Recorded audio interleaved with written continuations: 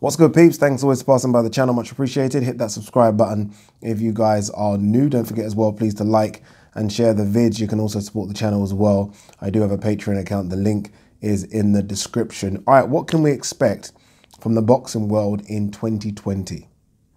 I will say this. I did think that 2019 was a good year for boxing. If I had to score it out of 10, I'd probably give it an 8 out of 10. The only reason it's not a 9 or even a 10, which would be a bit far-fetched, is because we maybe didn't get the fights we wanted to see, right? There were some fights going into 2019 that you hoped would have happened, but they didn't. None of them happened, if I'm honest with you. So that's the only reason it's not higher. So I think 7, 8's fair. I think we still got some great fights, let's be honest, some great fights. I mean, GGG Derevchenko, Nonito Donaire, Inoue, great fight. Spence Porter, Taylor Prograis. I mean, some great fights in 2019. I think the underdog definitely stepped up. I mean, especially when you think about Donaire, Inoue. I mean, a lot of people thought that Inoue was going to blow him away in, I don't know, maybe 2 or 3 rounds. Stepped up. Porter stepped up. Derevchenko stepped up. A lot of these guys that were going into these fights as underdogs definitely stepped up. Obviously, we had the biggest upset that I can remember for a long time in Ruiz Joshua. Prospects coming through. Ruben Villa definitely looked good this year. Teofimo Lopez looked good. Shakur Stevenson stepped up. So overall, I thought it was a very good year. Plus, it did feel like we had fight cards every single week, literally going to the end of the year. I mean, Gervonta Davis fought on the last weekend of the year. Literally, he's going all the way through the year. And by the way, let's not forget Gamboa as well. When I talked about underdogs stepping up, Gamboa to step up how he did with an injury, even though he got stopped in the 12th, that was a good performance as well. So definitely a good year for boxing. What can we look forward to in 2020? Some fights have already been announced. Tyson Fury, Deontay Wilder being the biggest, so that's a big clash we can look forward to February 22nd. Matchroom have announced their fight card in Miami. Demetrius Andrade will be on that fight card, defending his WBO middleweight belt. You got Tevin Farmer versus Jojo Diaz. That's a good fight as well. What else has been announced? Jesse Vargas versus Mikey Garcia. I do feel like that fight's strange. Obviously, that fight's at welterweight, but you think that both guys would prefer to go the other way. I think Jesse Vargas would prefer to go to 154 pounds right now, and I think Mikey really should be at 140, if not 135. So it's a good fight, but it's not a good weight for either guy. Even though Vargas has done well at welterweight, I think both would prefer to go the other way, but still, that's a good fight. All right, so let's quickly go for a few weight classes and discuss what might happen. Let's obviously start with the big boys in the heavyweight division. Obviously, I just mentioned Wilder Fury. It does look like it's going to be Joshua versus Pulev. Eddie Hearn spoke about March and April being possible dates. He also mentioned the likelihood, I don't know how true this is, about Dillian Whyte versus Andy Ruiz Jr. or Dillian Whyte versus Povetkin. I mean, sign me up for any of those fights. Again, around that same date. Remember, these fights will all be on box office, so they are going to want to spread it out. Plus, they're going to want to spread out Chisora Usyk as well. He mentioned that if Chisora Usyk does happen, that the favourite to get that fight is Manchester. So if those fights do happen, and I can't see why they won't, the only one in there is Dillian Whyte. I guess we're not quite sure what's going to happen with him. Then they will be spread out. So you're looking at probably March, April, May, and it's going to be 3 pay-per-view events. It will happen. Elsewhere in the heavyweight division, we are hearing possibilities of Joyce versus Daniel Dubois. If that is a fight that does happen, don't expect it to happen early on in the year. Expect it to be the end of the year. Expect Joyce to have a couple of fights. His managers come out and said Kalnacki is an option for March. Daniel Dubois, I think, should still have learning fights, I think. I know people want to chuck him in straight away, but I still think there are a couple of guys in and around the top 30 that he should mix it with. What other heavyweights out there? Darrell Miller. What's going to happen with Darrell Miller? Obviously signed to Top Rank now. We wait to see what's going to happen with him. I thought, remember his ban ended in October. I thought that he would be fighting immediately. I'm shocked that there's not been any announcement. I'm guessing they are trying to get a fight for him. He's still a name, right? Let's be honest, he is. Joseph Parker is an interesting one. I might do a separate video on Joseph Parker. What's going on with him? Obviously, he wanted the Chisora fight. That fell through, obviously, because of the initial one was because of the spider bite. Then he wanted it again. Chisora's obviously looking at Usyk. There was talks about him hijacking the Usyk fight and him fighting Usyk for, if Joshua vacated the WBO, him fighting Usyk for the WBO. Don't know what's happening with that. Is it WBO? Yeah, WBO. So it'll be interesting to see what happens with Joseph Parker. I am very interested in seeing what happens with Efe Jagba. I'm very interested. Got put down hard in his last fight. Done well. Was winning the fight easily, I felt. But got put down hard. I think it was against Kaladze. I think that was the guy's name. Don't know. He looks a bit flat-footed. There's things they need to improve before he steps up. Another fight I'm very interested in seeing, I've mentioned him a lot on this channel, is Tony Yoka. So there's a few fighters that I'm waiting to see what happens. If they get chucked into the top 20, top 30, we'll see. But those guys need to in 2020. So that's the heavyweight division. The cruiserweight division is interesting. We are waiting to see when this World Boxing Super Series final is going to happen. It should have happened already. I'm not quite sure what the delay is in that one. Glowacki versus Coley is going to be an interesting one. That we are hearing a possible date of March in Chicago. Don't know why it's going to Chicago. Is Glowacki Polish? If he is, could be wrong, but if he is, I think they do have a big Polish sort of community over there. So that could be why it's happening over there.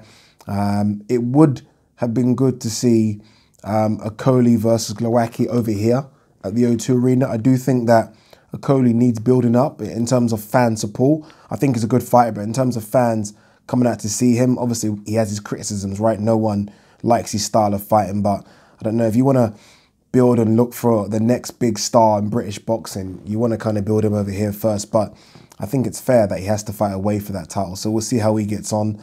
Going down to light heavyweight. I'm not sure what's happening with Yard. I did do a video, what next for Yard. We wait and see. Tunde has been on social media mentioning different names. We'll see. He mentioned Badou Jack or Jean Pascal. I think he mentioned Jean Pascal actually, because Jean Pascal won that fight. Decent fight. I wouldn't mind seeing that, Yard versus Pascal. I think Pascal's career is incredible, by the way. I mean, I don't know how Pascal keeps on going. There was talk about Pascal retiring about, I think, 2-3 years ago when he got beat by Kovalev the second time. But he's come back, and look at him now against Badou Jack. That was a good fight, right? Badou Jack versus Bivol could be in the works. Eddie Hearn tweeted something about that today. Today being Friday, because I don't know when this video is going to go up. But that could be interesting. Badou Jack versus Bivol. Berto Biev's story's a bit interesting. The WBC and IBF light heavyweight, the #1 light heavyweight in the world for me. Now, his IBF mandatory would have forced him to go to China. I think he's going to vacate that belt because there is this issue right now with Muslims in China. Mesut Ozil raised it recently as well. So I think he's going to vacate that belt. And I don't know who is ranked #2 or 3 to fight for that belt. But I don't think Berto Biev's going to fight or go to China for that fight. So I don't know what's going to happen there. But that is interesting. Super middleweight. It looks like we could get Callum Smith versus Danny Jacobs. Remember, Callum Smith was ringside to see Danny Jacobs versus Chavez Jr. So that fight could happen. I'm not quite sure what's going on with Benavidez and Plant. Billy Joe Saunders, I think he might come down to 160. If he does, he will get the Canelo fight. There is a lot of talks about him getting the Canelo fight. I just don't know at what weight. If at 160 or 168, I think Billy Joe Saunders would prefer it to be at 168. And I think Canelo would prefer it to be at 168 as well, just so he can get a legit belt or try and get a legit belt. I'm not trying to say that it's a foregone conclusion that he beats Billy Joe Saunders. Remember, the belt that he won at 168 was against Rocky Field, and that was a regular belt. Obviously, Billy Joe Saunders has the legit WBO belt. So that could be a very, very good fight. That would be one of my fights to look out for in 2020. Canelo versus Billy Joe Saunders at 168. That will be good. At 160, GGG's got a fight coming up against a guy, I can't remember his name. Demetrius Andrade's obviously got that fight coming up as well on the, I don't know if he even headlines that card in Miami, but obviously the card that features Tevin Farmer versus Jojo Diaz. Not quite sure what's going to happen with Chris Eubank Jr. It was supposed to be, he looked impressive in his last fight. Charlo beat Hogan and those two would have matched up. He didn't look impressive in the first round, and obviously Korobov injured his shoulder, so not quite sure. I think he's going to need a couple more fights in order to try and get the Charlo fight. For Charlo, Eddie Hearn did make an offer to DAZN for Charlo versus Andrade. If Charlo accepts that, then look for that fight to happen around June, July. That would be a fantastic fight. That's one of my fights I really want to see. Those guys have been going at it for about 3-4 years now. There was a lot of talk about those guys fighting when they were both 154. They've both moved to 160 now. Both of them have won titles. Both of them are unbeaten. Let's hope this fight can happen. 154 pounds. Charlo versus Harrison Trilogy will be good, right? I mean, it's 1-1 right now. I mean, that fight was going Harrison's way as well until he got a bit cocky and then got stopped. So that would be a good one. We wait to see if Jackson versus Hurd can happen. Kell Brook looks like he will fight at 154. Lubin's there. The guys, that division's stacked. That division is really stacked. So let's see what can happen between all those guys. I mean, I mentioned Brook. I don't want to put him into that mix because he's not in that mix. I'm only just mentioning him because obviously he's at 154 pounds. Munguia is going to vacate his belt as well. He's moving to 160. So there's a lot of things going on at 154. 147. What's going to happen at 147? Don't know. Not quite sure. I guess everyone's waiting for the Manny Pacquiao sweepstakes, right? Everyone wants that fight. Looks like Sean Porter could be favourite for it, which would be a good thing for Sean Porter. Strange him coming off a loss, even though it was one of the Fight of the Year candidates. But it looks like he could be favourite for the Manny Pacquiao lottery. Errol Spence obviously out. I think out until for the whole 2020, if I'm honest with you. Terence Crawford can't get a fight with any of the PBC guys. But I do think this is the year it will happen. I do think 2020 is the year that he fights someone on PBC. The two favourites, I think, are Danny Garcia and Keith Thurman. Danny Garcia and Keith Thurman. A fight that I was thinking about the other day for two guys that have kind of been lost in the 147 division right now is Andre Berto versus Adrien Broner. Right? I mean, Andre Berto hasn't fought for a while. Obviously, his dad passed away. He was supposed to fight, was it Jesse Vargas? I can't remember who he was supposed to fight. He was supposed to fight, though, but pulled out injured. So it'd be good to see what happens with Andre Berto. He hasn't officially retired, and I think it's a good fight for both of them. Almost like a make or break fight for both. Definitely for Andre Berto, just because of his age. Adrien Broner will come again because that's Adrien Broner. 140, fucking I am literally going through all the divisions here. 140, there's only one fight I guess we want to see, and that's Ramirez versus Josh Taylor. It can happen. Ramirez has fought on DAZN before. Remember, he done that by beating Morris Hooker. There is this matchup or link up now with Josh Taylor and DAZN and Matchroom, so it is a fight that could happen. That's the only fight I really want to see at 140. Other good names there as well. I mean, I mentioned Adrien Broner recently. He could drop down and fight Prograis. That's a fight that's been spoken about, but I think it was spoken about with the idea that Prograis winning the World Boxing Super Series and then Broner having his chance at winning belts at 140 again.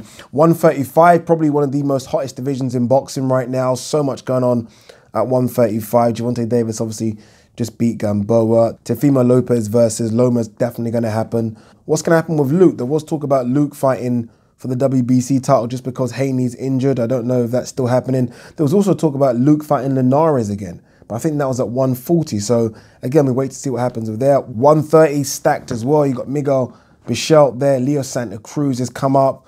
Jojo Diaz, Tevin Farmer, stacked division. Carl Frampton might make his way to 130. We're hearing as well now. So stacked division. 126. The only fight I really want to see right now, 126. And there are good names there. Gary Russell Jr. is there.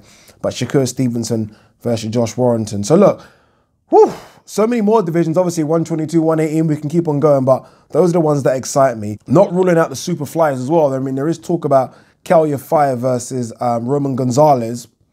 That should be a good fight. So let's see what happens. But I think 2020 is going to be fucking awesome just because it's going to be awesome, right? Peace.